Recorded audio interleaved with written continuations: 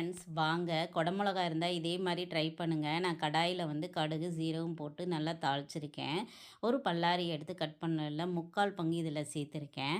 2 பூண்டு இதையும் நல்லா மிக்ஸ் பண்ணிக்கோங்க. 2 தக்காளியை கட் பண்ணி ஆல்ரெடி வச்சுருந்தேன், அதையும் இதோடு சேர்த்து மிக்ஸ் பண்ணிக்கோங்க. நல்லா இது மிக்ஸ் ஆன உடனே தேவையான மசாலா ஐட்டம்னு பார்த்தீங்க அப்படின்னா சில்லி பவுடர் 1 ஸ்பூன், தனியா 1 ஸ்பூன், மஞ்சள் வந்து 1/4 ஸ்பூன் இதையும் இதோடு சேர்த்து நல்லா மிக்ஸ் பண்ணிக்கோங்க. மிக்ஸ் ஆன உடனே நம்ம எடுத்து வச்சுருக்கிற மல்லி இலையை வந்து இதோட ஆட் பண்ணிக்கோங்க. அது கிளறி விட்டு எடுத்து அரைச்சி பேஸ்ட்டாக வச்சுக்கோங்க. வச்சுட்டு தேவையான அளவு அதே கடாயில் எண்ணெய் ஊற்றி ரிமைனிங் இருக்கிற பல்லாரியும் இதோட ஆட் பண்ணி நல்லா கிளறி விட்டுருங்க.